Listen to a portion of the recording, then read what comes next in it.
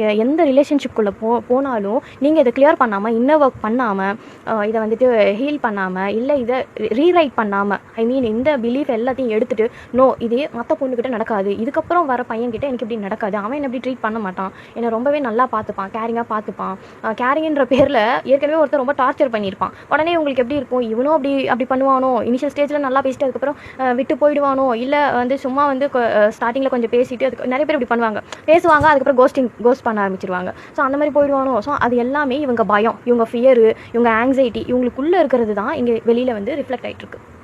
So அதனால் என்ன பண்ணுங்கள், இது எல்லாத்தையும் ரீரைட் பண்ணுங்கள், நம்புங்க. ரெண்டாவது, நிறைய பேர் வந்து டெஸ்பரேட்டாக இருக்கீங்க, ரிலேஷன்ஷிப்புக்கு வந்து டெஸ்பரேட்டாக இறங்கணும்னாவே. நான் ஒன்று கேட்குறேன், இப்போது நம்மக்கிட்ட வந்து ஒரு பொருள் இல்லைன்றனால தான் நம்ம மேனிஃபெஸ்ட் பண்ணி லா ஆஃப் அட்ராக்ஷன் மூலிமா அதை இழுத்து வச்சுக்கணும்னு நினைக்கிறோம். ஒரே ஒரு கொஷின், அது என்னென்னா நம்ம கம்ப்ளீட்டாக நம்ம வந்து ஏற்றுக்கிட்டு எனக்கு நானே போதும், எனக்கு நானே நிகரானவள் அப்படின்னு சொல்லிட்டு என்ன நான் ஹோலாக அக்செப்ட் பண்ணிக்கிறேன், நானே எனக்கு ஹோல் அண்ட் கம்ப்ளீட் அப்படின்னு சொல்லிட்டு என்னோட கம்பெனியை நான் என்ஜாய் பண்ணுறேன்னு சொல்லணும்.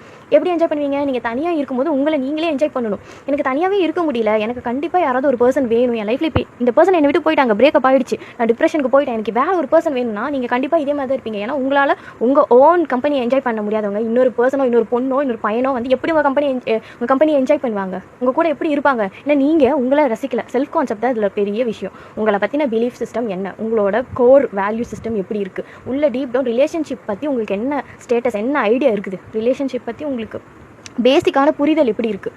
இப்போது கேர்ள்ஸ் எடுத்துக்கலாம். இப்போ வந்து விமன் எப்படி யோசிப்பாங்கன்னா, அவங்க லைஃப்பில் இருக்க மென் வந்து மேபி அவங்க வந்து எந்த டார்ச்சரும் அவங்களுக்கு நடக்கலை, அவங்களுக்கு வந்து எந்த ட்ராமாவும் நடக்கலை அப்படின்னா கூட விட்னஸ் பண்ணியிருப்பாங்க. லைக் எப்படின்னா, அப்பா வந்து பொண்ணுக்கு காசு கொடுத்துருவாங்க, என்ன கேட்டாலும் கொடுப்பாங்க, ஆனால் அம்மாவுக்கு கொடுக்க மாட்டாங்க.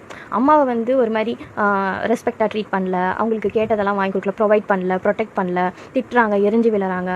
அந்த வீட்டில் ஒரே ப்ராப்ளமேட்டிக்காக இருக்குன்னா, ஸோ அந்த வீட்டில் வந்து ரொம்ப ப்ராப்ளமேட்டிக்காக இருக்குன்னா, ஸோ இந்த பொண்ணுக்கு அது நடக்கணும்னா கூட அதை விட்னஸ் அவங்களுக்குமே ட்ராமா இருக்கும். அதனால் அவங்களுக்கு தெரியாது. Until they get in to any relationship அவங்களுக்கு அது தெரியாது. ஸோ இதெல்லாம் எப்போ ரிஃப்ளெக்ட் ஆகும் அப்படின்னா, அவங்க சீரியஸாக ஒரு இடத்துல போகும்போது அவங்க மைண்டு வந்து இப்படி தான், என்ன